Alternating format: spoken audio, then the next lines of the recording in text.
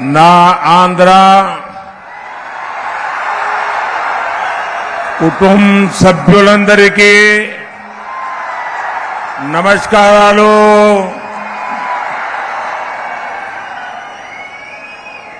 राजा महेंद्रवरम वासियों को नमस्कार.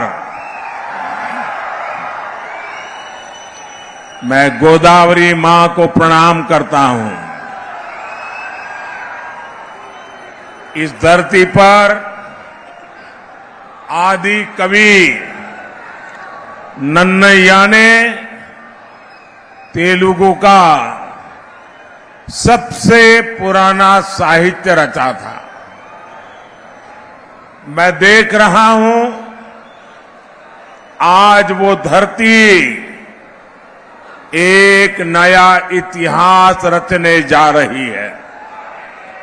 నా ఆంధ్ర కుటుంబ సభ్యులారా, రాజమహేంద్ర వాసులారా, మీ అందరికీ నమస్కారాలు. నేను తల్లి గోదావరికి తల వంచి నమస్కరిస్తున్నాను. ఈ నేల మీదే ఆదికవి నన్నయ్య తెలుగులో తొలి కావ్యాన్ని రచించారు. ఇప్పుడు ఈ నేల నుంచి కొత్త చరిత్ర ప్రారంభమవుతున్నది నాకు స్పష్టంగా కనిపిస్తోంది. साथियों, 13 मई को आप अपने वोट से आंध्र प्रदेश की विकास यात्रा का नया अध्याय शुरू करेंगे. लोकसभा चुनाव में तो एनडीए रिकॉर्ड बनाएगी ही. आंध्र विधानसभा में भी अगले 5 साल के लिए एनडीए सरकार तय हो जाएगी. ये विकसित आंध्र प्रदेश, विकसित भारत की तरफ बहुत बड़ा कदम होगा. साथियों, मैं साफ देख रहा हूं, मैं अभी यहां उड़ीसा से आ रहा हूं. वहां भी असेंबली के चुनाव चल रहे हैं, यहां भी असेंबली के चुनाव है. इस समय देश में जितने भी विधानसभा के चुनाव चल रहे हैं, सब में एनडीए की सरकार बनेगी. మిత్రులారా, మే 13వ తారీఖున మీ ఓటుతో ఆంధ్రప్రదేశ్లో ఒక అభివృద్ధి యాత్రలో ఒక కొత్త అధ్యాయాన్ని మీరు ప్రారంభించబోతున్నారు. లోకసభ ఎన్నికల్లో ఎన్డీఏ విజయం సాధించి తీరుతుంది. కానీ దానితో పాటు ఆంధ్రప్రదేశ్ విధానసభలో రానున్న 5 సంవత్సరాలు ఎన్డీఏ ప్రభుత్వం ఉండబోతోంది.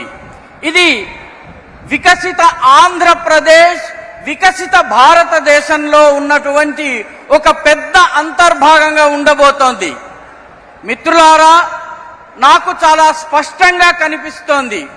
నేను ఒడిశా నుంచి వచ్చాను. అక్కడ కూడా విధానసభ ఎన్నికలు జరుగుతున్నాయి. ఇక్కడ కూడా విధానసభ ఎన్నికలు జరుగుతున్నాయి. దేశం మొత్తం మీద ఎక్కడెక్కడ విధానసభ ఎన్నికలు జరిగాయో అన్ని చోట్ల ఎన్డీఏ ప్రభుత్వం ఏర్పాటు కాబోతోంది. साथियों, इस चुनाव में एक और कांग्रेस पार्टी है और दूसरी ओर वाईएसआर कांग्रेस है. कांग्रेस के नेता यहां नतीजों से पहले ही हार मान गए चुके हैं और आंध्र प्रदेश की जनता ने वाईएसआर कांग्रेस को भी पूरी तरह रिजेक्ट कर दिया है. आंध्र प्रदेश में वाईएसआर कांग्रेस को पूरे 5 इयर्स का अवसर मिला. इन्होंने ये 5 इयर्स भी बर्बाद किए और आंध्र को भी विकास में पीछे कर दिया.